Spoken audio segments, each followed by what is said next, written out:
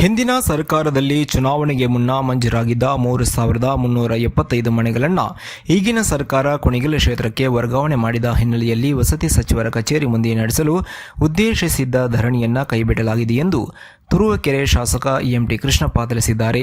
ಸರ್ಕಾರದ ಬಸವ ಅಂಬೇಡ್ಕರ್ ಹಾಗೂ ಇತರೆ ವಸತಿ ನಿಗಮಗಳಿಂದ ಮಂಜೂರಾಗಿದ್ದ ಮನೆಗಳ ಪೈಕಿ 1,505 ಮನೆಗಳನ್ನು ಸರ್ಕಾರ ವಾಪಸ್ ಮಂಜೂರು ಮಾಡಲಾಗಿದೆ ಎಂದು ವಸತಿ ಸಚಿವರು ಹೇಳಿಕೆ ನೀಡಿ ಧರಣಿ ಕೈಬಿಡುವಂತೆ ಮನವಿ ಮಾಡಿರುವುದರಿಂದ ಧರಣಿ ಕೈಬಿಡಲಾಗಿದೆ. ಉಳಿದ ಮನೆಗಳನ್ನು ಮಂಜೂರು ಮಾಡಲು ಕಾಲಾವಕಾಶ ಕೋರಿದ್ದು ಅದರಂತೆ ಅವರ ಮನವಿಯನ್ನು ಪುರಸ್ಕರಿಸಿದ್ದೇವೆ ಎಂದು ಅವರು ತಿಳಿಸಿದರು.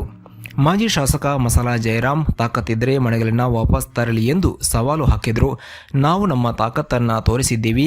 ವಸತಿ ಸಚಿವ ಜಮೀರ್ ಅಹ್ಮದ್ ಇವರಿಗೆ ಅಭಿನಂದನೆ ಸಲ್ಲಿಸುತ್ತೇನೆ ಎಂದು ತಿಳಿಸಿದರು.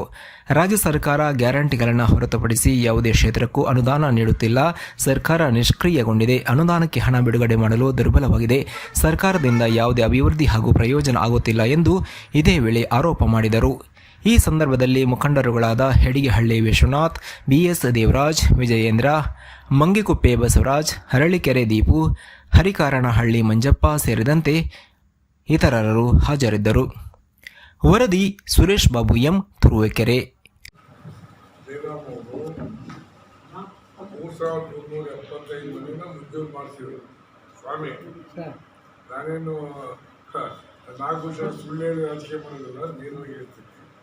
ಅವರೇ ಮಾಡಿಸಿದ್ರು. ಅವರು ರಾಜ್ಯದಲ್ಲಿ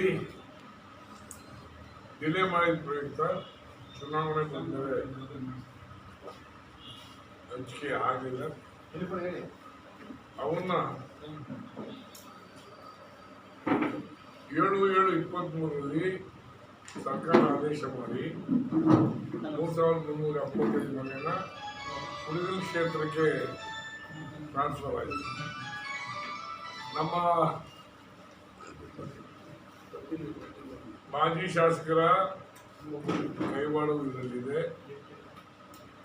ಅವ್ರು ಹೇಳಿದ್ದಾರೆ ಪಾಪ ತಾಕತ್ತಿದ್ರೆ ತರಲಿ ಅಂತ. ನಾನು ಅದ್ರ ಬಗ್ಗೆ ಮಾತಾಡಲ್ಲ. ನನ್ನ ತಾಕತ್ತು ಜನಪರದಾಗಿ ಬಯಸ್ತೀನಿ ಇವತ್ತು. ಇವರು ಸೇರ್ಕೊಂಡು ನಮ್ಮ ಮನೆಗಳನ್ನ ಕುಣಿಗಲಿ ಟ್ರಾನ್ಸ್ಫಾರ್ಮ್ ಮಾಡುವಂತ ಮೀರು ಸಾಧಕರ ತಾಕತ್ ನನಗೆ ಬೇಡ. ಮೀರು ಸಾಧಕರ ತಾಕತ್ ನನಗೆ ಬೇಡ. ಅದು ಅವರೇ ಮಡಿಕೇಳಿ ನಾಗೂರು ಸೇರ್ಕೇಳಿ. ಹೀಗಾಗಿ ಇವತ್ತು ಸರ್ಕಾರಿ ಆದೇಶ YE143 HIA 2023 2023 31/8/23 ನಾವೇನು ಮಕ್ಕಿಯಾಗಿ ಸಚಿವರ ಮುಂದೆ ಧರಣಿ ಕುರಿತು ಅಂತ ಹೇಳಿದ್ರೆ ಅದರ ಹಿನ್ನೆಲೆಯಲ್ಲಿ 1,505 ಮನೆನ ನಮ್ಮ ತುರುವೇಕೆರೆ ಕ್ಷೇತ್ರಕ್ಕೆ ಮಂಜೂರು ಮಾಡಿದ್ದಾರೆ.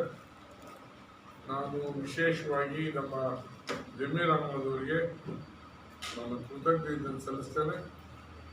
ಮತ್ತೆ ಅವರು ಮಾತು ಕೊಟ್ಟಿದ್ದಾರೆ ಇನ್ನೂ 2,000 ಮನೆ ಕೊಡ್ತೀನಿ ಅಂತ. ಅದರಂತೆ 2,000 ಮನೆಯನ್ನು ತಂದು ನಮ್ಮ ಕ್ಷೇತ್ರದ ಬಡವರ ಮಕ್ಕಳಿಗೆ ಮನೆ ಕೊಡ್ತೀನಿ. ಇವತ್ತು ಈ ಸರ್ಕಾರ ಕೇವಲ 5 ಗ್ಯಾರಂಟಿ ಸೀಮಿತವಾಗಿದೆ ಹೊರತು ಯಾವುದೇ ಡೆವಲಪ್ಮೆಂಟ್ ಮಾಡ್ತಾ ಇಲ್ಲ. ಏನೇನು ನಡೀತಾ ಇದೆ ಅದ್ರ ಬಗ್ಗೆ ನಾನು ಮೊನ್ನೆ ಭಾಷಣದಲ್ಲಿ ಮಾತಾಡಿದ್ದೆ. ಯಾರೋ ನಮ್ಮ ತಾಲೂಕಿನ ಕಾಂಗ್ರೆಸ್ ಮುಖಂಡರೇನೋ ಹೇಳಿದ್ದಾರೆ ಸರ್ಕಾರದ ಬಗ್ಗೆ ಮಾತಾಡಿದ್ರೆ ಸಹಿಸಲ್ಲ ಅಂತ. ಇನ್ಯಾರ ಕುಟುಂಬದ ಬಗ್ಗೆ ಮಾತಾಡಲ್ಲ.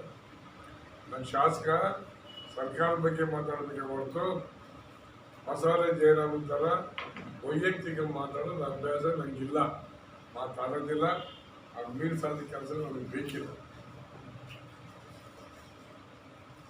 ಹಾಗಾಗಿ ಇವತ್ತಿನ ಧರಣಿ ಕಾರ್ಯಕ್ರಮ ನಾವು ಮುಂದೂಡಿದ್ದೇವೆ. ಮುಂದಿನ ದಿವಸದಲ್ಲಿ ಅಂತ ಸಮಯ ಬಂದಾಗ ಮತ್ತೆ ಸದುಪಯೋಗ ಮಾಡ್ತೀವಿ.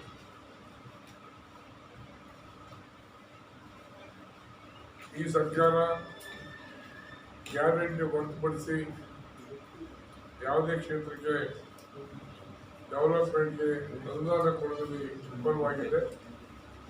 ಹಾಗಾಗಿ ಇದೊಂದು ನಿರ್ಲಿಪ್ತ ಸರ್ಕಾರ, ಕೇವಲ ಗ್ಯಾರಂಟಿ ಸರ್ಕಾರನೇ ಹೊರತು ರಾಜ್ಯದ 6.5 ಕೋಟಿ ಜನತೆಗೆ ಈ ಸರ್ಕಾರದಿಂದ ಬರೀ ಎಲ್ಲಷ್ಟು ಉಪಯೋಗ ಇಲ್ಲ,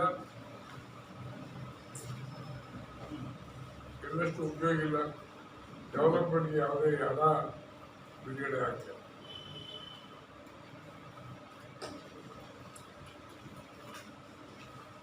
ಇವರು ಚೌಲಿಗೆ ಗ್ಯಾರಂಟಿ ಮಾಡಿ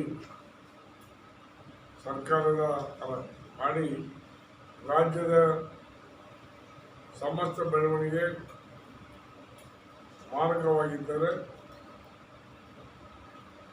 ಜನ ಕೆಲವೇ ದಿವಸದಲ್ಲಿ ಈ ಸರ್ಕಾರದ ವಿರುದ್ಧ ದಂಗೆ ಏಳುವ ಕಾಲ ಹತ್ರ ಬರ್ತಾ ಇದೆ.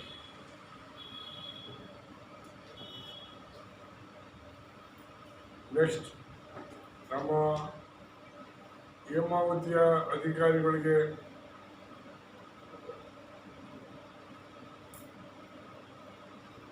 ಹೇಳೋದಿಷ್ಟೇ, ಕೂಡಲೇ ನಮ್ಮ ಕ್ಷೇತ್ರದ ಎಲ್ಲ ಕೆರೆಗಳನ್ನು ತುಂಬಿಸಬೇಕು. ಕೇವಲ ಕುಣಗಿಲಿಗೆ ನಾಮಗೋಸ್ಕರ ಇವರು ಅಧಿಕಾರಿಗಳಾಗಿಲ್ಲ, ತುರುವೇಕೆರೆಯಲ್ಲಿ ಎಲ್ಲ ಕ್ಷೇತ್ರಗಳಿಗೂ ಕೆರೆ ತುಂಬಿಸ್ಲಿಕ್ಕೆ ಕ್ರಮ ತಗೊಳ್ಬೇಕು. ನಾಳೆ ಬೆಳಗ್ಗೆಯಿಂದ ಎಲ್ಲ ಕೆರೆ ಏರಿ ಮೇಲೆ ಓಡಾಡಿ ಕೆರೆ ತುಂಬಿಸಲಿಕ್ಕೆ ನಾನು ಹೋರಾಟ ಮಾಡ್ತೀನಿ. ಯಾವುದೇ ಅಧಿಕಾರಿ ಅಡಚಣೆ ಬಂದರೂ ಸಹ ಅದ್ರ ಬಗ್ಗೆ ಸಹಿಸಲ್ಲ. ನಾವೇ ತೂಬನ್ನು ಹೊಡೆದು ಈ ಕ್ಷೇತ್ರದ ಎಲ್ಲ ಕೆರೆಗಳಿಗೂ ನೀರನ್ನು ತುಂಬಿಸುವಂಥ ಕಾರ್ಯಕ್ರಮನ ಹಮ್ಮಿಕೊಂಡಿದ್ದೀವಿ.